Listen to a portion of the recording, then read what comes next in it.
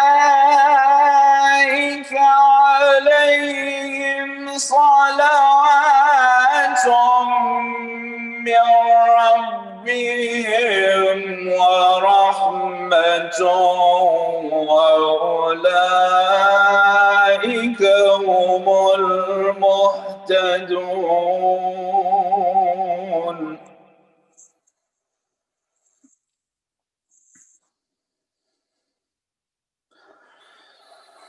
إن الصفا والمروة من شعائر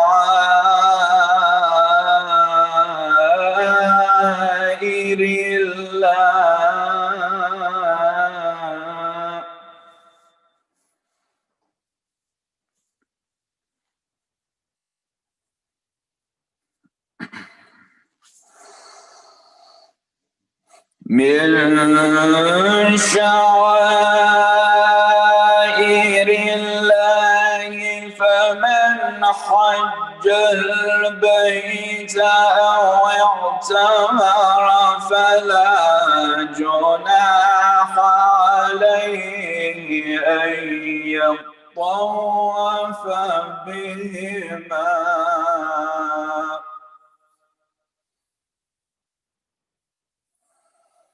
ومن تطوع خيرا فإن الله شاكر عليم.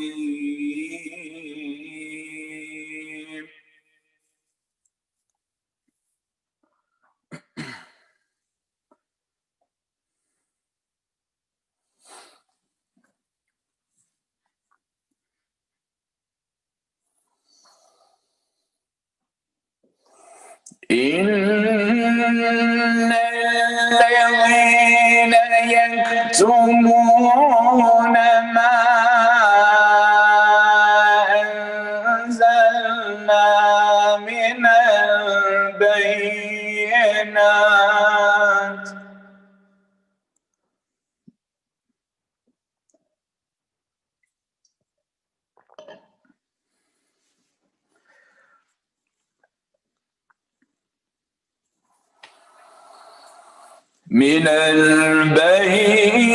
البينات والهدى من بعد ما بيناه للناس في الكتاب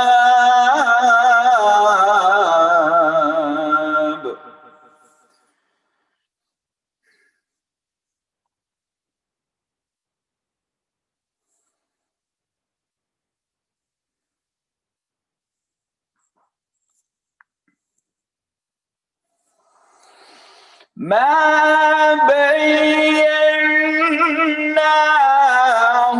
للناس في الكتاب أولئك يلعنهم الله ويلعنهم اللاعنون.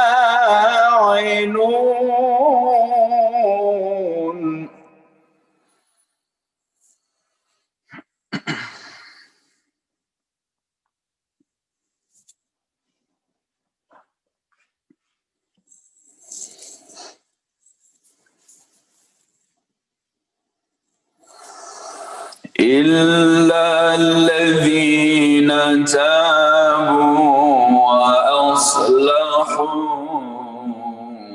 وبينوا فأولئك أتوب عليهم وأنا التواب الرحيم.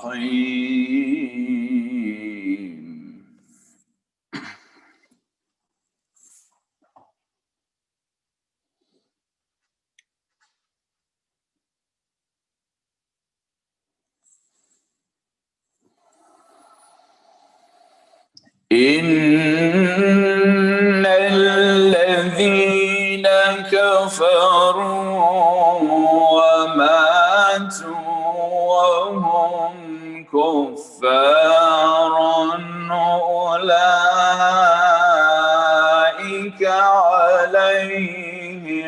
لعنة الله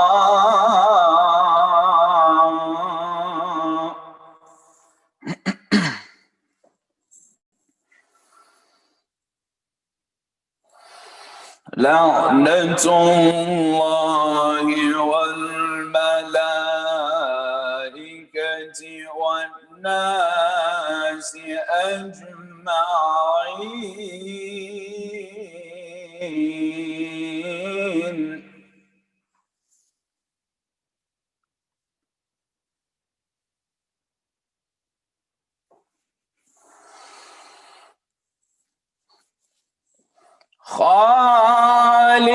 خالدين فيها لا يخفف عنهم العذاب ولا هم ينذرون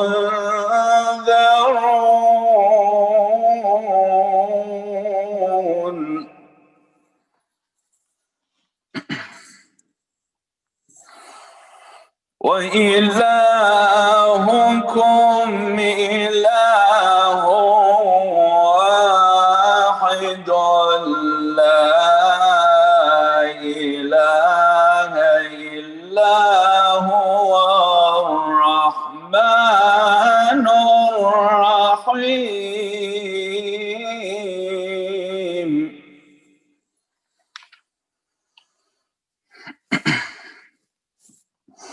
إن في خلق السماوات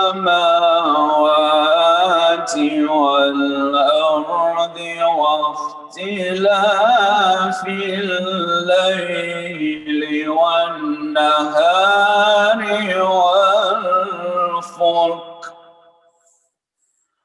والفلك التي تجري في البحر بما ينفع الناس وما أنزل الله من السماء من ماء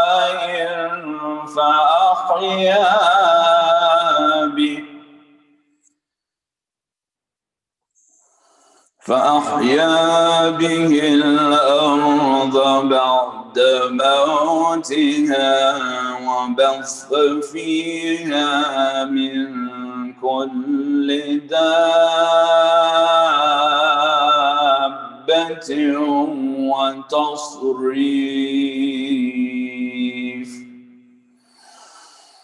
وتصريف الرياح والسحاب المسخر بين السماء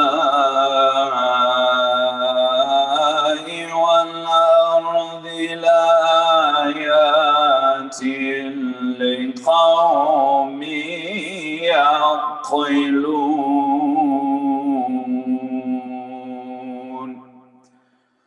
صدق الله العلي العظيم.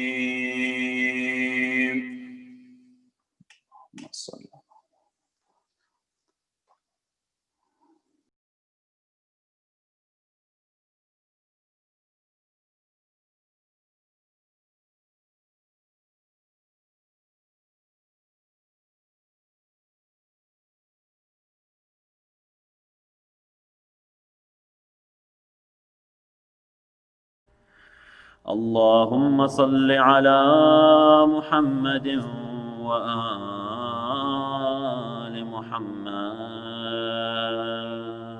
اللهم صل على محمد وآل محمد.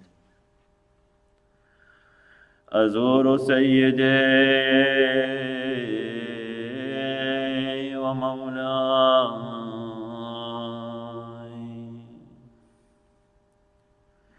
ومعتمدي ورجائي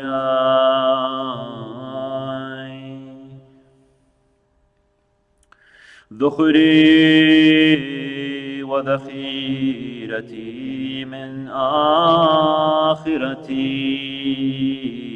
ودنياي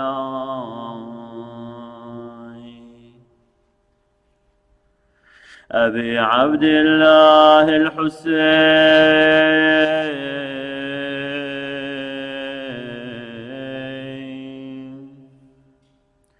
زيارة مني ونيابة عن والدي وعن جميع المؤمنين والمؤمنات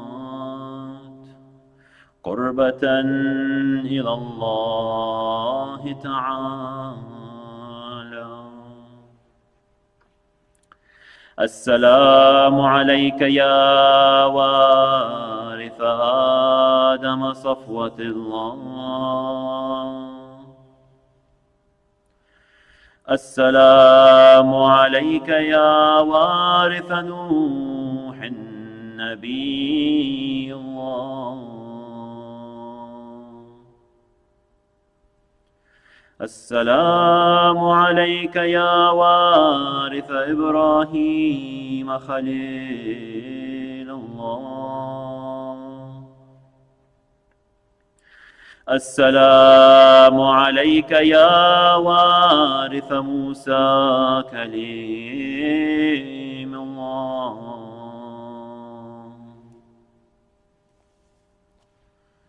السلام عليك يا وارث عيسى روح الله. السلام عليك يا وارث محمد صلى الله عليه وآله حبيب الله. السلام عليك يا وارث أمير المؤمنين ولي الله عليه السلام. السلام عليك يا ابن محمد المصطفى. السلام عليك يا ابن علي المرتضى.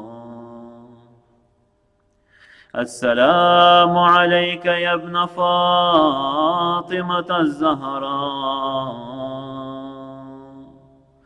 السلام عليك يا ابن خديجة الكبرى. السلام عليك يا ثار الله وابن ثاره والوتر الموتور. أشهد أنك قد أقمت الصلاة وآتيت الزكاة وأمرت بالمعروف ونهيت عن المنكر وأطعت الله ورسوله حتى أتاك اليقين. فلعن الله أمة قتلت ولعن الله أمة ظلمت ولعن الله أمة سمعت بذلك فرضيت به. يا مولاي يا أبا عبد الله. يا مولاي يا أبا عبد الله. أشهد أنك كنت نورا في الأصلاب الشامخة والأرحام المطهرة. لم تنجسك الجاهلية بأنجاسها ولم تلبسك من مدلهمات ثيابها بها. وأشهد أنك من دعائم الدين وأركان المؤمنين. وأشهد أنك الإمام البر التقي الرضي الزكي الهادي المهدي. وأشهد أن الأئمة من ولدك كلمة التقوى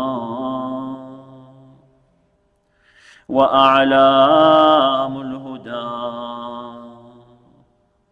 والعروة الوثقى والحجة على أهل الدنيا. وأشهد الله وملائكته وأنبياءه ورسله أني بكم مؤمن وبإيابكم موقن بشرائع ديني وخواتيم عملي. وقلبي لقلبكم سلم وأمري لأمركم متبع. صلوات الله عليكم وعلى أرواحكم وعلى أجسادكم وعلى أجسامكم وعلى شاهدكم وعلى غائبكم وعلى ظاهركم وعلى باطنكم. بأبي أنت وأمي يا ابن رسول الله. بأبي أنت وأمي يا أبا عبد الله. لقد عظمت الرزية وجلت المصيبة بك علينا وعلى جميع أهل السماوات والأرض. فلعن الله أمة أسرجت وألجمت وتهيأت لقتالك يا مولاي يا أبا عبد الله. يا مولاي يا أبا عبد الله. قصدت حرمك وأتيت إلى مشهدك. أسأل الله بالشأن الذي لك عنده وبالمحل الذي لك لديه أن يصلي على محمد وآل محمد وأن يجعلني معكم في الدنيا والآخرة. السلام عليك يا أبا عبد الله وعلى الأرواح التي حلت بفنائك. عليك مني سلام الله أبدا ما بقيت وبقي الليل والنهار، ولا جعله الله آخر العهد مني لزيارتكم. السلام على الحسين وعلى علي بن الحسين وعلى أولاد الحسين وعلى أصحاب الحسين جميعا ورحمة الله وبركاته. وصلى الله على محمد وآل بيته الطيبين الطاهرين صلوات. اللهم صل على محمد وآل محمد.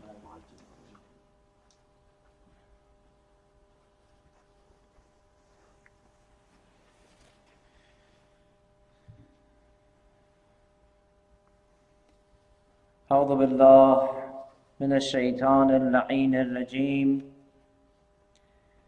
بسم الله الرحمن الرحيم. الحمد لله رب العالمين، والصلاة والسلام على أشرف الأنبياء والمرسلين وخاتم النبيين حبيبنا وطبيب نفوسنا وشفيع ذنوبنا أبي القاسم المصطفى محمد. اللهم صل على محمد وآل محمد وعجل فرجه، وعلى أهل بيته الطيبين الطاهرين المعصومين، سيما بقية الله في الأرضين، روحي وأرواحنا العالمين له الفداء. قال الله تعالى في كتابه الكريم من بعد أعوذ بالله من الشيطان الرجيم: قل لا أسألكم عليه أجرا إلا المودة القربى. صدق الله العلي العظيم. السلام عليكم جميعا ورحمة الله وبركاته.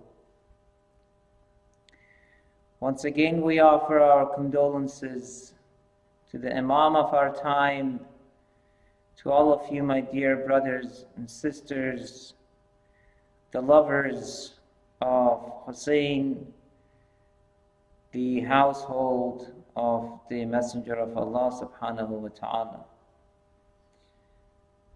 عظم الله أجورنا وأجوركم بمصابنا بالحسين عليه السلام. May Allah accept our reward and your reward for our grief for Hussein علیه السلام. بار دیگر تسلیت عرض میکنیم به آقا امام زمانمون عجل الله تعالی فرجه الشریف و به شما برادران و خواهران عزیز، عاشقان و پیروانان این مکتب بزرگ اهل بیت علیهم السلام. عرض کردیم که ما باید شخصیت حسین ابن علی را که یک شخصیت انسانی است بشناسیم.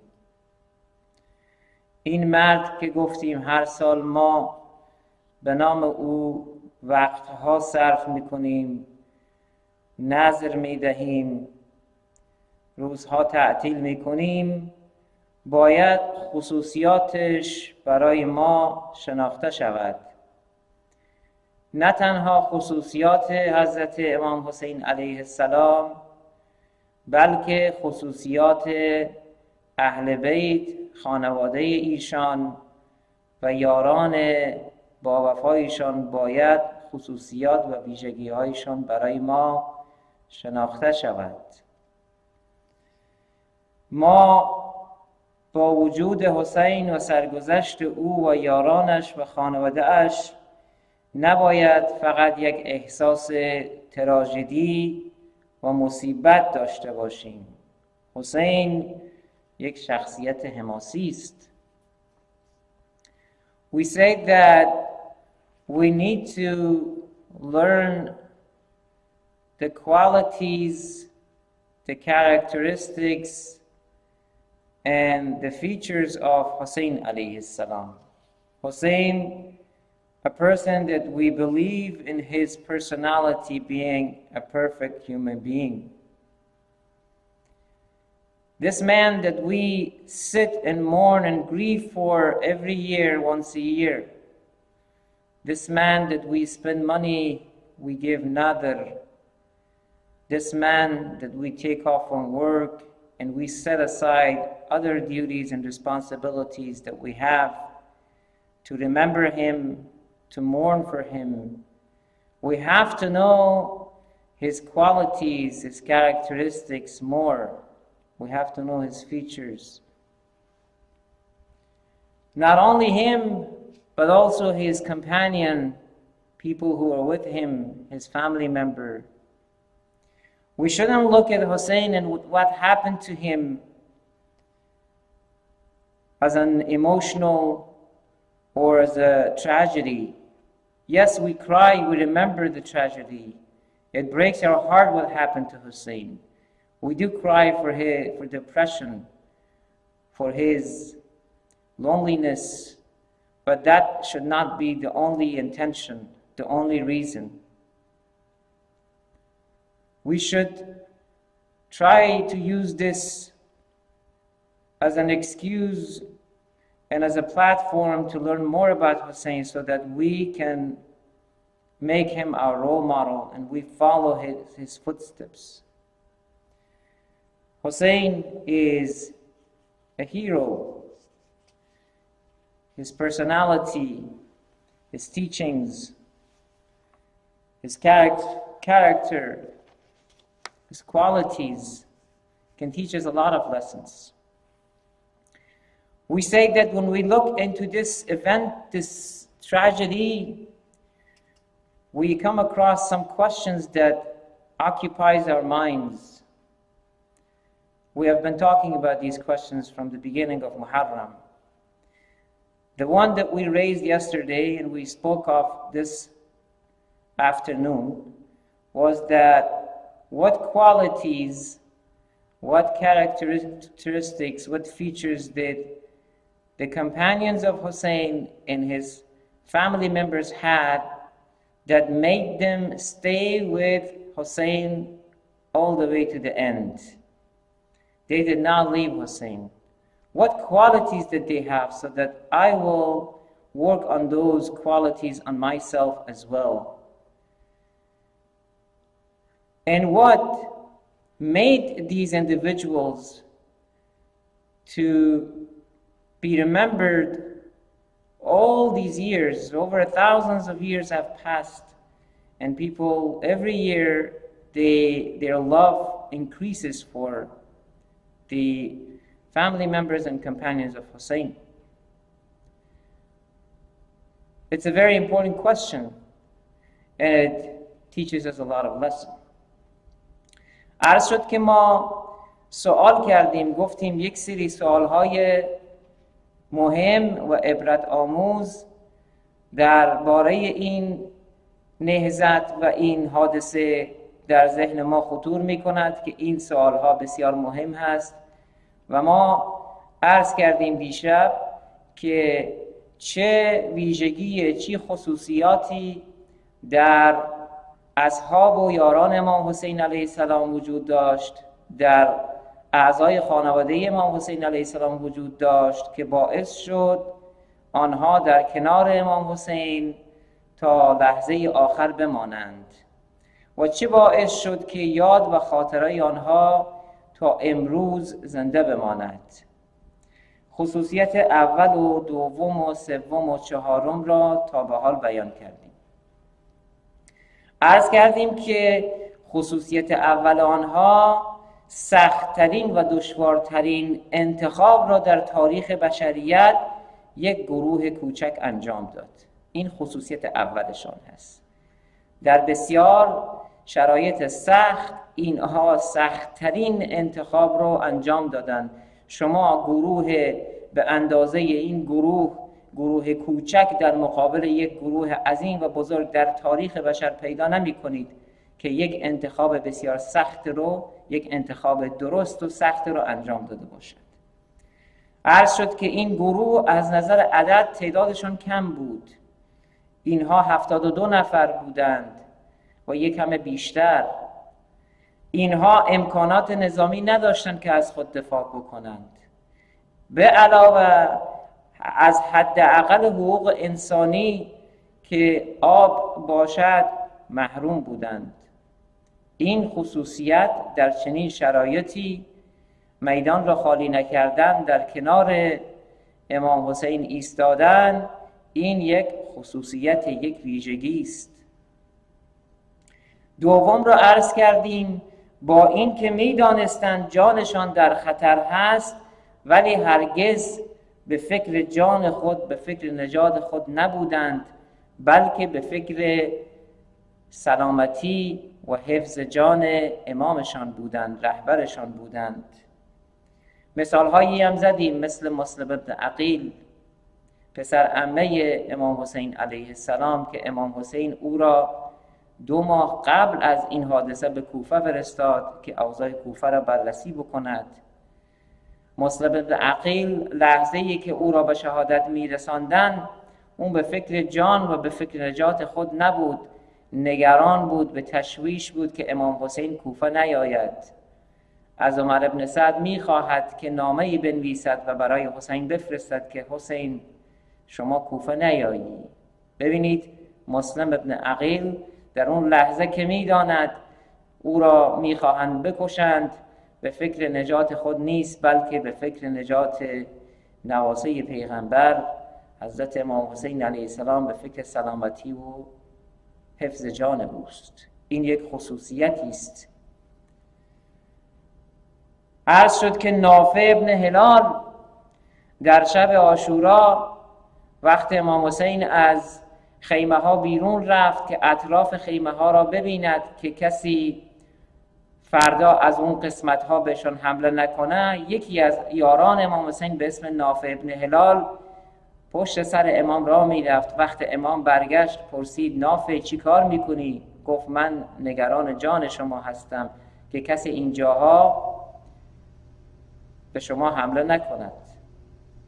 عرض کردیم سعید ابن عبدالله در روز عاشورا، در چنین روزی وقت امام حسین علیه السلام نماز جماعت برپا کرد، در مقابل حضرت امام حسین ایستاد و دشمن هنگام نماز که امام حسین ادا می کردند تیرهای به سمت جان مبارک حضرت ابا عبدالله پرتاب کردند.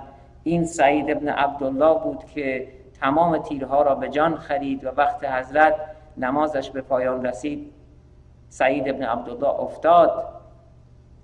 امام حسین وقتی که سر مبارک سعید ابن عبدالله را روی زانوی مبارک خودش گذاشت، سعید ابن عبدالله به امام گفت آقا جان آیا من به شما وفادار بودم یا خیر؟ اینها خصوصیته، اینها ویژگی است. سوم گفتیم که یاران امام حسین، اهل بیتش، فرصت بیرون رفتن از این بحران رو داشتن، میتونستن نجات پیدا کنن از مرگ، ولی هرگز از چنین فرصت استفاده نکردند و در کنار امام باقی ماندند. چهارم عرض شد که از ایمان کامل برخوردار بودند. اینها اگر ایمانشان قوی نبود، ایمانشان کامل نبود، بسیار براحتی میتونستند در چنین موقعیت فکری و سیاسی که قرار داشتن از امام فاصله بگیرند و امام حسین رو کمک نکنند. ایمانشان قوی بود. ما وقتی به اینها میبینیم ایمانشان قوی است، روی ایمان خود کار میکنیم. ما هم میخوایم ایمانمون قوی بشه. این 4 خصوصیت بیان شد. 2 خصوصیت آخر دیگر در خدمت شما هستیم بعد از این که توضیحات انگلیسی رو دادم. We said 4 of the qualities, 4 of the features of the companions of Hussein alayhi salam and his household members. We have discussed it so far. Just a brief summary of the 4 qualities that I need to work on myself to see if I can make myself achieve these qualities of the household members of Hussein and his companions. The first one, we said that their choice. They had to make a choice, and it was a difficult choice during a very difficult time. That in in history of mankind, you're not going to find a very small group like them, around 72 people or a little bit more, standing against thousands of people. They make a choice, and that choice is a very difficult choice. They made that. How did they make that? They made that choice although they did not have enough weapons to defend themselves. They didn't have the tools to defend themselves. And comparing to the enemy. Not only that they did not even have that minimum required, the right of a human being, which is water. They did not even have water. From Muharram 8 until 10, they experienced a lot of thirst. But still, they stood and they made the right decision. They made the right decision and they made the right choice. That teaches me that am I able to make the right decisions and the correct choices at a very difficult time if I know that this is going to save humanity? The second feature or quality we said was that even though they knew that their lives were at risk, their lives were in danger, but they did not worry too much about themselves. They worried about their imam, their leader. And we give examples of Muslim ibn Aqil, the cousin of the Holy Imam, who sent him to Kufa 2 months before he left Medina. He told Muslim, go check out Kufa, see if people are really serious about their invitation. Muslim ibn Aqil goes there. It looks very good in the beginning, but towards the end, only 27 days before the Imam leaves Mecca to come to Kufa, Muslim ibn Aqil is martyred. Muslim ibn Aqil is abandoned. He is lonely in Kufa. At the time when they are trying to end Muslim ibn Aqil's life, Muslim ibn Aqil is asking the enemy, Umar ibn Sa'ad, he's asking him that if he could write a letter to Imam Hussein and ask him not to come to Kufa. See, at the moment that he is dying, he is worried about his Imam. This is a feature, this is a quality. Nafi ibn Hilal is another example. On the night of Ashura, such as last night, Imam Hussein leaves the camp and he wants to go and check around the area where the enemy will be attacking from in the morning. At the dark, he wants to check out the places. He wants to check up the hills to see if the enemy has, placed anything behind the hills to make their attack from. Nafi ibn Hilal, one of the companions, he hides and he starts following the Imam. Imam Hussein turns around and he says, Nafi, what are you doing? He says, Ya Imam, I'm worried about you. I don't want anybody to ambush you at this darkness. And then the last example that we give was Sa'id ibn Abdullah, the old man who stood in front of Imam Hussein while he prayed at Salat al-Dhuhr in Jama'at.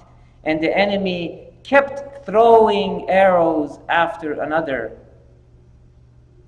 until he fell down. And when he fell down, the Imam took him, put his head on his lap, and Sa'id ibn Abdullah tells Imam, have I done my job? Have I been loyal to you? These are qualities, my brothers and sisters. The third one we said was the opportunity that the companions of Imam and his household members had to leave Karbala. They could have left. They could make a decision to save their lives, but they didn't. They never did such a thing. And they stayed next to their Imam.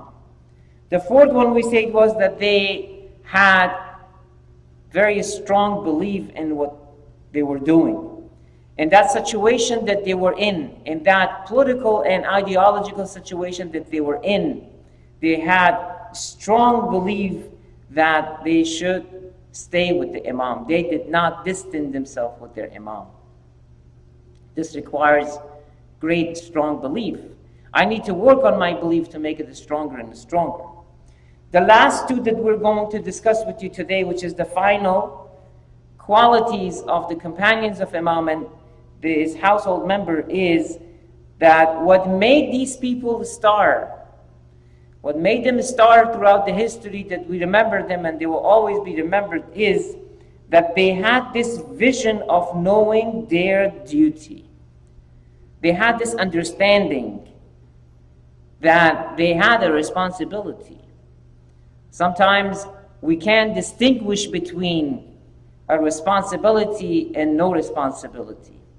They had this vision, they had this insight that it was their job to stand by their imam and to stand against a corrupt leader such as Yazid. And those days, the people in Kufa and Medina, they were lost. They didn't know if they had to go against Yazid or if they had to submit to Yazid. They didn't know what to do because they didn't have that vision. They didn't have that insight of knowing their responsibility. They didn't know what to do. But the companions of Imam and his household members, they had that vision. They knew what they were supposed to do. This is a quality that you will know your responsibility. Some of the people during that time, they were called the learned ones, the educated ones. They didn't have that vision these were the learned, the educated ones, but they didn't have that vision to listen to their expert, to the chosen leader of their time, after the Holy Prophet. We said, brothers and sisters, is it possible for God to leave a society without a leader? The companions of Imam, they had that vision. They knew that he was that leader chosen by God, by the Prophet of God, who left a successor behind. This is the perfect man. He is the most knowledgeable man. He is the most just person. They had that insight. They had that vision. But the others didn't. Not only they had the vision of knowing their responsibility, they had the vision of knowing the time of performing the responsibility. Sometimes you need to know the timing of doing something which is right or not. These people, they had it. Unlike those educated ones, some of the ones that they were learned ones, they didn't know at that time. They knew that they should have stood against Yazid, but they didn't know when. And that is why sometimes they came and they give their suggestions to Imam Hussein. Oh, you shouldn't do it now. Maybe you should do it later. Or don't do it this way. Don't do it and leave Karbala. But the companions of Imam never questioned Imam's wisdom and knowledge. This is a quality. This is a quality when I know somebody knows more than me and who is an Imam, who is a ma'soom and infallible, I dare to question. I should become obedient.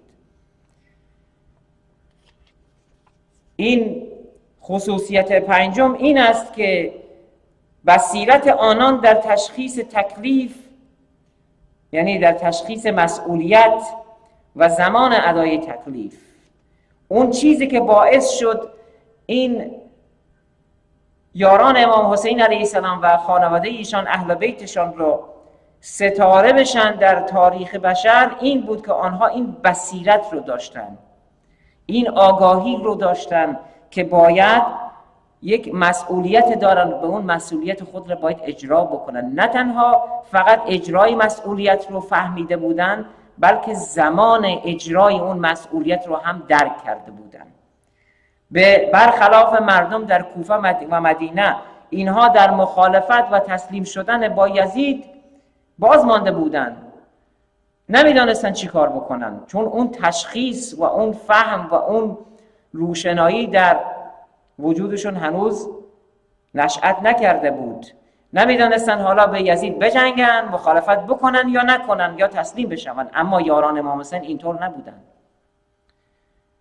بسیاری ها علم داشتن، میدانستن که باید در مقابل فساد، در مقابل کارهای یزید بایستن، اما فکر میکردن که فعلا زمانش نیست. یاران امام حسین حتی در ادای به این مسئولیت، در ادای این تکلیف، برای زمانش هم حتی تشخیص داده بودن که این زمان درستی است. ولی بسیاری ها می آمدن برای امام حسین می گفتن که فعلا این کار رو نکن، مثلا فعلا از کربلا برو، اینجا نمان، برو دور شو. اما یاران امام حسین و اهل بیتش هیچ وقت امام حسین علیه السلام رو زیر سوال نبردن. این یعنی وقتی از من کسی از من بیشتر میداند، کسی از من عالمتر هست، مخصوصا کسی رو که خدا انتخاب کرده، وقتی پیغمبر خدا برای خودش جانشین بگذارد و بگوید بعد از من اینها رهبران شما باشند، اینها کسان هستند که عالم هستند و عادل هستند، من اجازه ندارم اینها رو زیر سوال ببرم. این شد ویژگی پنجم، آخرین ویژگی. The last quality. The last quality, before my lecture is over in 6 minutes, inshallah, that our dear brother Hajj Haydari will join us from Kabul, is that the companions of Imam Hussein alayhi salam and household members, they were very polite. They had the manners and the knowledge that the position of Imam Hussein was a divine position. Imam Hussein was a holy man. Imam Hussein was a perfect human being. No one ever, throughout the history of his life, ever could find anything that would have been like a small mistake that he would have done. And his companions had understood that. They were very polite. This is why, brothers and sisters, sometimes you have a question, how come there is not much talk about Abu al-Fazl al-Abbas, about Abbas ibn Ali? We don't hear much about him. We don't have a hadith from him or that he said this sentence or that sentence. There you only find few words from Abbas. Abbas in history is recorded that he was a very, very knowledgeable man. He was a very spiritual man. But he never talked. He talked less and he showed everything in action. There's another question that we hear these days, it's a little bit related to Abu al-Fazl al-Abbas alayhi salam, that how come there is no talk about his wife and his children? His wife was Lababe. She was the cousin of the Holy Prophet. She was the daughter of Ubaidullah. Ubaidullah was the son of Abbas ibn Muttalib. Abbas ibn Muttalib is one of the sons of Abdul Muttalib. One of his sons was the father of our Holy Prophet. So he married the Holy Prophet's cousin, Lababe. And they had, in some records we have, they had 2 children.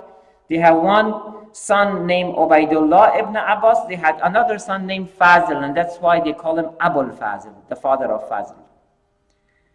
We don't have any records that his wife and children were in Karbala, but some records say that one of his sons was in Karbala. But going back to our topic, Abu al-Fazl al-Abbas was a very learned, educated, knowledgeable person. He was very spiritual, but he didn't talk much because Hussein is next to him. Hussein is his brother. Hussein is his imam.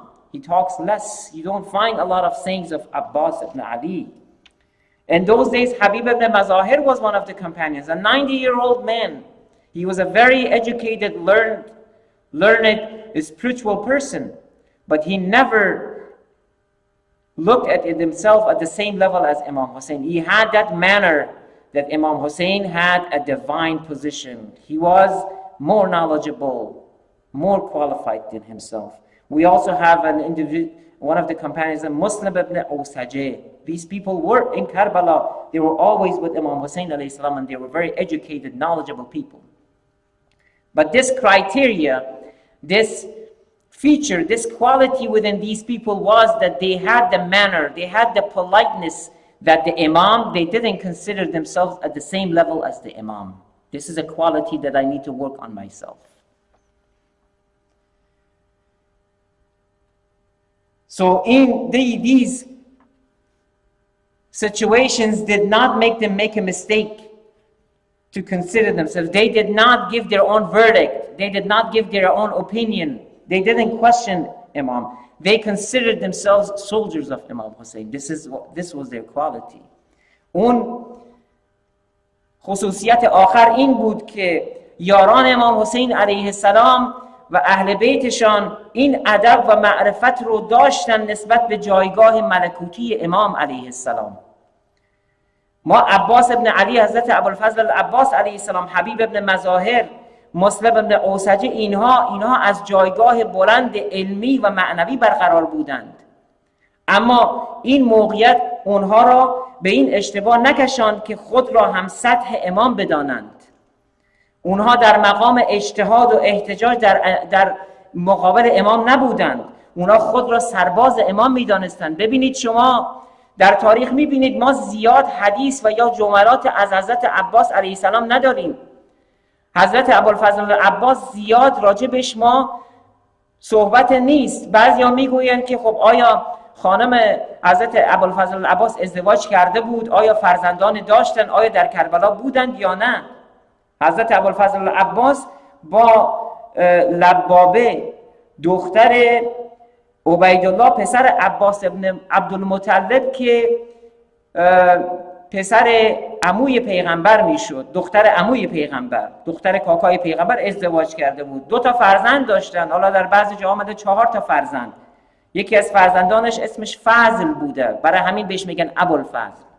یکی از فرزندانش عبیدالله ابن عباس بوده. محمد و قاسم هم بودن، میگن قاسم در کربلا بوده.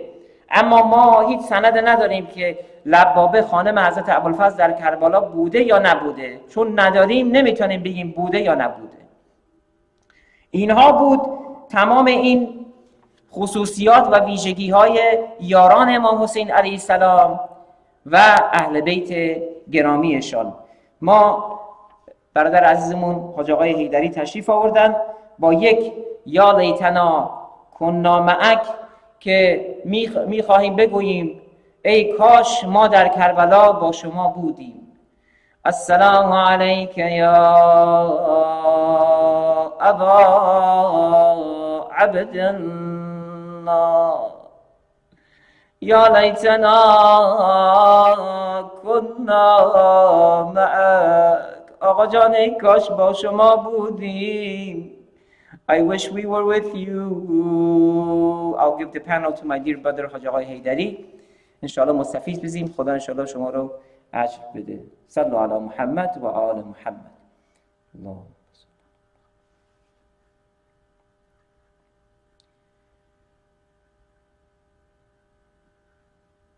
الرحمن الرحيم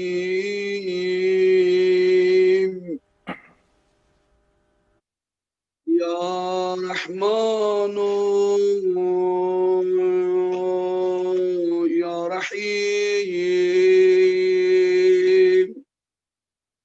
يا مقلب القلوب ثبت قلبي على دينك فلك معترة خير البشر لختي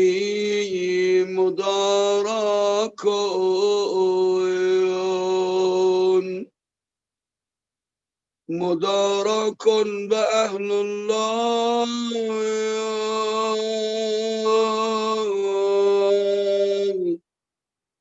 تو شرم از روی زهرا کن فلک آن دم که خرگاه حسینی را زدن آتش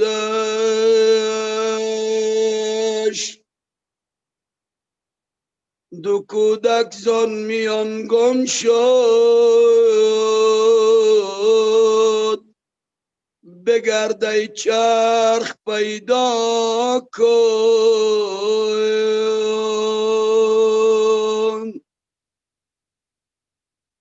با صحرا ام گلسوم است و زینب هر دو در گردش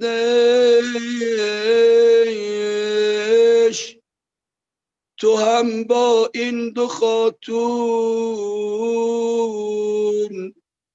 جستجو در کوه و صحرا کن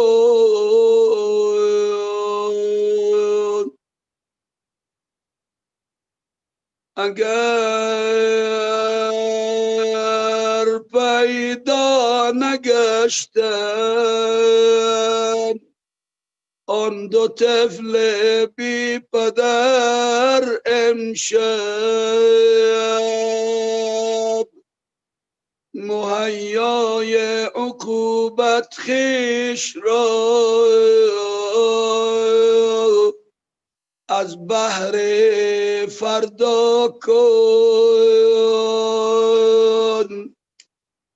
امشب عزاداران سینه زنان سوگواران امام حسین علیه السلام امشب شام غریبان حسین است امشب خود امام زمان عزاداره برای مصائب عمش زینب داره خود مهدی فاطمه گریه میکنه برای دستهای بریده عموی عباس داره اشک میریزه عرض میکنیم آقا جان سرت به سلامت باشه آی دلهای کربلایی امشب با زینب و امام سجاد علیه السلام برای غریبی های حسین گریه کنی قربان دل شکسته زینب پرستار بچه های حسین بچه های یتیم آرام میکنه یکی سراغ بابا را میگیره یکی سراغ عمو را از عمه میگیره عمه جان عمه جان عمو جانم عباس چی شد علی اکبر چی شد قاسم چی شد خانم رباب صدا میزنه علی اصغرم کجایی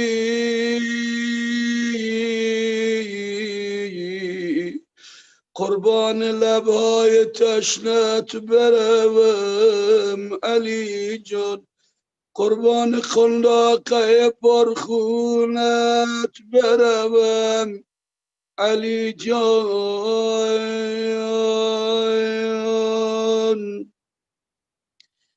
آی عزاداران سوگواران حسین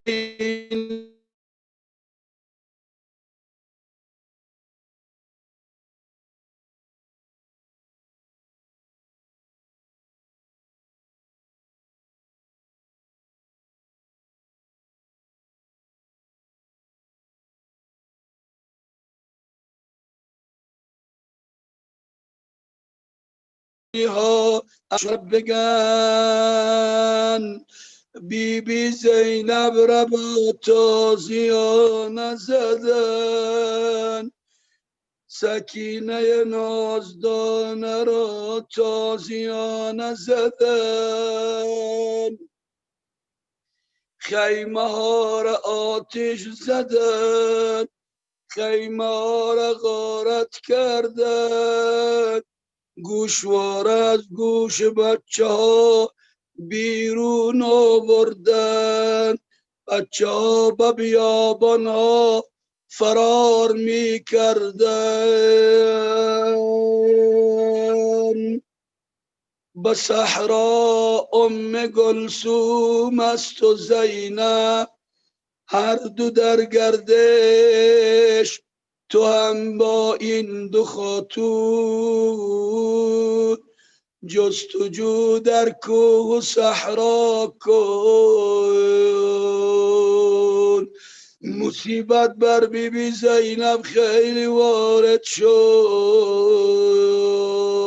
مردم این 10 شبه که ما و شما عزادار بودیم هنوز حسین زهرا زنده بود، عباس زنده بود، علی اکبر و عون و جعفر و قاسم و علی اصغر همه زنده بودن.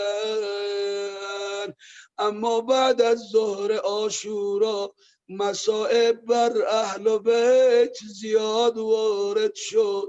اصل مصیبت بعد از ظهر عاشورا، وای وای یا امام زمان، آقا بقیت الله عزادار امشب شال عذاب گردن انداخته، از یک مصیبت خانه به مصیبت خانه دیگر. آخ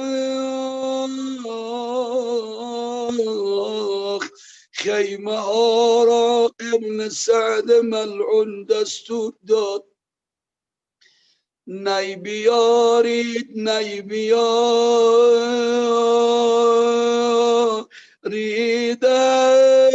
ای سپاه، تا بسوزانم زنا نو خیمگاه، تا بسوزانم کربلا را شب کنم، آتشم در خیمه زینب زنم.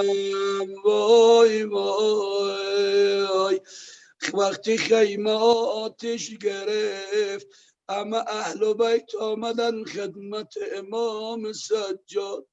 آقا جان تو امام زمان مایی، تو میدانی، بگو بمانیم تا بسوزیم یا این که از خیمه ها را رها کنیم و فرار کنیم.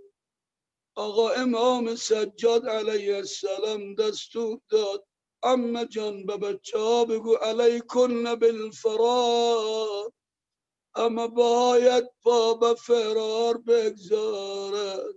حالا این زن و بچه های یتیم همه روی خارای مغیلان می دوند.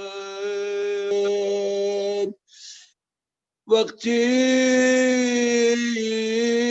اهل بیت سوار بر محمل ها می خواستن کنن، و یا این که روایت دارد همه خیمه ها سوخت. شام یک خیمه نیم سوخته بی زینب وظیفه دارد و خواهرش گلسوم صحرا و بیابان ها را گردش می کند. همه بچه های یتیم امام حسین، یتیمان کربلا را جمع می کنند و زن و بچه ها را همه در خیمه نیم سوخته جمع می کنند. یک دفعه بی گلسوم صدا میزنه، خواهرم زینب، دوتا از فرزندان برادرم حسین نمی باشه. جواب برادرم حسین چی میگویی؟ وای وای وای وا مصیبتا، دو خواهر برآمدن صحرا را گردش میکنن، شب تاریکه. یک دفعه بی کلثوم صدا زد، خواهر جانم زینب وای بیا. دوتا از فرزندان برادرم دست به گردن هم دیگر انداختن، زیر بته‌ای به خواب رفتن. وای بی زینب سلام الله علیها دوان دوان آمد، دیدید بچه های حسین، دوتا فرزندان حسین دست به گردن هم دیگر زیر بته‌ی خاری به خواب رفتن. گفت گلسوم جان آهسته تکان بدی تا اینا از خواب بلند نشه. حالی هرچی تنها تکان میدن میبینن ای دوتا طفلک بگم یا امام زمان یا بقیت الله، عزاداران بگم طاقت شنیدن داری یا نه؟ چه کرد وقتی خوب ملاحظه کرد دیدی دو تا خواهر و برادر، دو تا خواهر نمیدانم دو تا خواهر یا دو تا خواهر و برادرن. یک دفعه صدا زد گلسوم جان مرگ لبتان مبارک، آخی بچه های حسین جان به جان فرید تسلیم نموده. آی آی مردم در این 10 شب و روز سر و صدای من حقیر فدای حسین و یاران حسین شد. مرا همراهی کنید، میخواهم امروز شما هم عزادار شوید، میخواهم شما هم امروز مداح و ذاکر شوید و روضخان حسین با من یک جا همکاری کنید. امروز میخواهم شما هم ناله بزنید حسین آرام جانم، حسین روح و روانم، حسین سالار زینب، حسین غم خار زینب. میخواهم او مریض دارا، او گرفتارا، او حاجتمندا انشالله امشب دست خالی از در خانه حسین نرن. اونایی که حاجت مخصوصه دارن و التماس دعا گفتن همه با هم حسین دردم دوا کن، حسین دردم دوا کن، حسین حاجت روا کن، حسین حاجت روا کن. آی عزاداران از شما سوال میکنه، آخه داغ دیده را باید تسلیت بگن، باید برن سر سلامتی بدن، اما کربلا قضیه برعکس شد. عوض سر سلامتی و تسلیت با تازیانه زینب و کلثوم و سکینه را میزده. آخ آخ الهی خواهرت زینب بمیرد، نماند بعد تو ماتم بگیرد. حسین جان اگر کشتن چرا آبت ندادن، کفن بر جسم سر چاکت نکردن.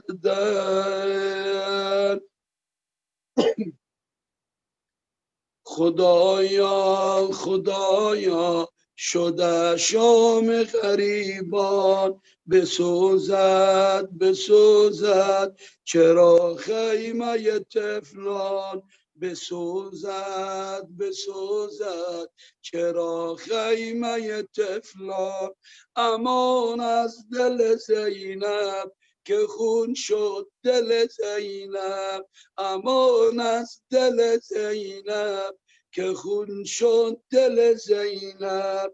عزیز دل زهرا حسین جان به کجایی، زرگهای بریده مرا کن تو صدایی، مرا کن تو صدایی. حسین جان به کجایی، امان از دل زینب که خون شد دل زینب، که خون شد دل زینب.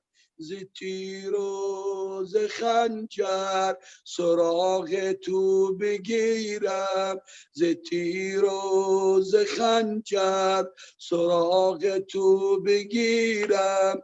گل به سر زینب دعا کن که بمیرم، گل به سر زینب دعا کن که بمیرم. امان از دل زینب، فغان از دل زینب، امان از دل زینب که خون شد دل زینب. خدایا خدایا شده شام غریبان، خدایا خدایا شده شام غریبان. بسوزد بسوزد چرا خیمه طفلان، بخواند نشسته نماز شب خود را. به یاری زینب فتادم دگر از پا، امان از دل زینب که خون شد دل زینب. آی مردم بگم یا نه، تا دیشب زینب مثل عباس پاسبان خیمگاه داشت، مثل آقا ابوالفضل پاسبان خیمگاه داشت، مثل آقا علی اکبر پاسبان خیمگاه داشت. همه جوانان بنی هاشم خود حسین زهرا همه بودن دیشب. اما وای از امشب، آخه زینب میبینه کسی نیست، خودش با خواهرش گلسوم پاسبانی خیمگار میکنه، عوض عباس پاسبان خیمه هاست. آخه این بچه ها دیگه پدر نداره، این بچه ها یتیمند، همه آمدن دور عمه، اما عمه باید با خبری کنه. چرا؟ برای برادرش حسین وعده کرده، حسین جان من پرستاری اطفال یتیمت را میکنم. میگه شب تاریک، فضا تاریک، بیابان کربلا صحرای کربلا غم میباره. بی بی زینب گرم پاسبانیست، یک دفعه دید از دور یک سیاهی به خیمهشان نزدیک میشه. صدا زد آی سیاهی نزدیک نیا، امشب ما علمدار نداریم، امشب ما پاسبان نداریم، نزدیک نیا. دید زیاد نزدیک شد، امی که نزدیکتر آمد جلوتر آمد. بی بی زینب فرمود آی سیاهی اگه نزدیک شوی بابایم علی را به کمک میطلبم. میگه یک دفعه نزدیکتر شد، امی که جلو آمد صدا زد زینبم حق داری مادر زهرا را نشناسی.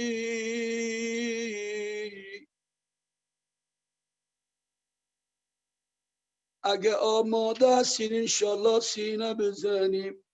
امشب که شب شام غریبان حسین است، امشب که شب شام غریبان حسین است، با فاطمه هم ناله یتیمان حسین است، با فاطمه هم ناله یتیمان حسین است. از خیمه رود سوی شما شعله آتش، از خیمه رود سوی سما شعله آتش، سوزان دل اطفال پریشان حسین است، سوزان دل اطفال پریشان حسین است.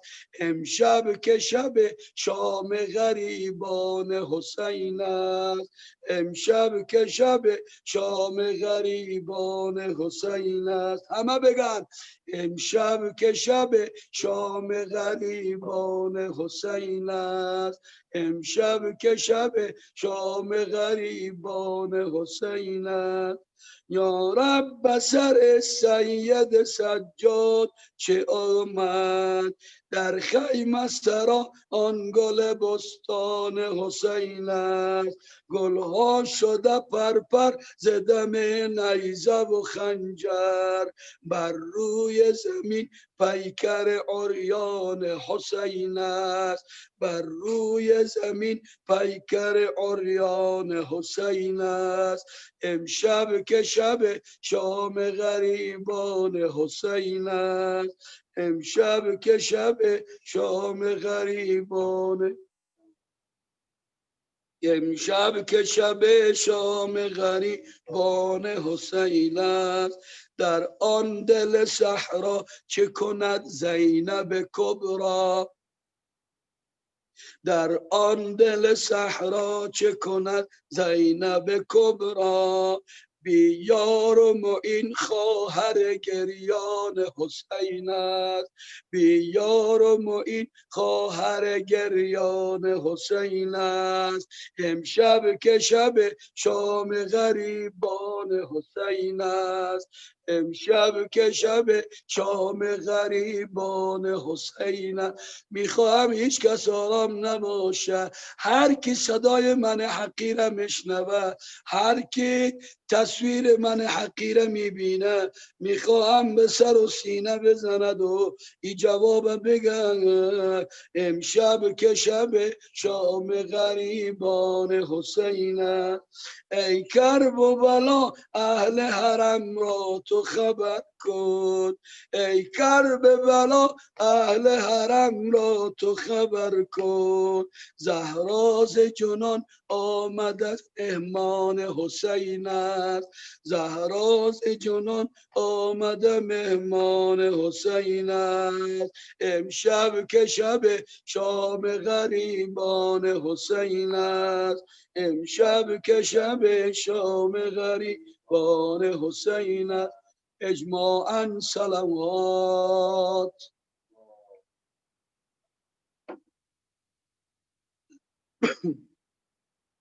این نوحه هم میخواهم هر کجا هستین عزیزانی که تصویر ما را میبینن و صدای من حقیره میشنون انشالله سینه بزنن عاشقانه. آخه شب شام غریبان است و شب ظلمت، شبی که تمام مصائب بر پیغمبر اهل بیت پیغمبر وارد شد.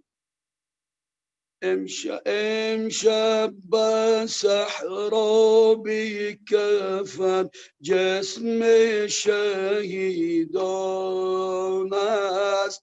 شام غریبان است. امشب نوای کودکان بر بام کیوان است. شام غریبان است. امشب به صحرا بی کفن، امشب به صحرا بی کفن جسم شهیدان است. شام غریبان است. همه بگن امشب به صحرا بی کفن، امشب به صحرا بی کفن جسم شهیدان است. شام غریبان است. امشب نوای کودکان، امشب نوای کودکان بر بام کیوان است. شام غریبان است. امشب دشت کربلا، امشب دشت کربلا نالان یتیمانند. تا صبح ها گریانن. امشب برو یه تشنه ها، امشب برو یه کشته ها، در ناله مرغانن. شام غریبان است امشب به صحرا بی کفن، امشب به صحرا بی کفن، جسم شهیدان است شام غریبان است. امشب به صحرا بی کفن، امشب به صحرا بی کفن، جسم شهیدان است شام غریبان است. امشب ایال مصطفی در گوشه صحرا، بی منزل و مأوا، اموالشان تارا چکید، اموالشان تارا چکید از فرقه اعدا. ای آه و ویلا، آل علی ویران نشین، آل علی ویران نشین اندر بیابان است شام غریبان است.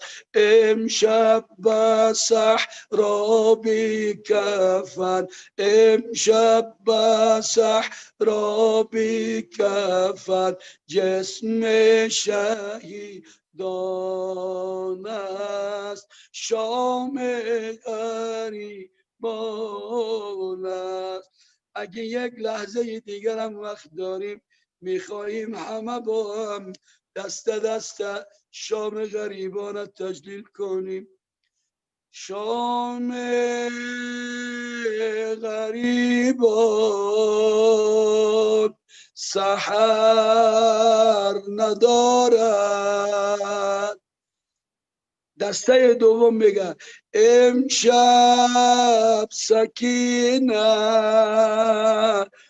پدر ندارد، شام غریبان سحر ندارد. امشب سکینه پدر ندارد. یک بار دیگه همه شام غریبان سحر ندارد. امشب سکینه پدر ندارد. صلی الله علیکم یا اهل بیت النبوه و معدن الرساله. آخر مجلس میخواهم این دست ها را بلند کنی. این دست ها کسب فیض کرده، حالا قیمت پیدا کرده، برای حسین زهرا عزاداری کردی، شام غریبان حسین تجلیل کردی. هر حاجتی داری، اگه مریض داری، اگه مسافر داری، زندانی داری، مشکلاتی داری، به مردم گفته نمیتوانی، او عزیزانی که از ما و شما التماس دعا کردن همه مد نظر 10 مرتبه بلند و جلی یا الله یا الله یا الله یا الله یا الله یا الله یا الله یا الله یا الله یا الله یا رحمان یا رحیم یا مقلب القلوب ثبت قلبی علی دینک. خدایا به عزت خون گلوی امام حسین علیه السلام این قلیل عزاداری از همه ما به لطف و کرمت خالی از ریا قبول بگردان. خدایا این دست های ما به سوی تو بلند شده ناامید بر نگردان. این دست های ما به سوی تو دراز شده پیش نامردان روزگار دراز نگردان. خدایا این محرم را آخر عمر ما قرار نده. شنیدم دیشب راه کربلا 40 انشالله باز شده و باز میشه. الان راه باز شده آمادگی برای 40 حسین. خدایا اونهایی که آرزوی کربلای حسین داره امسال نصیبشان بگردان.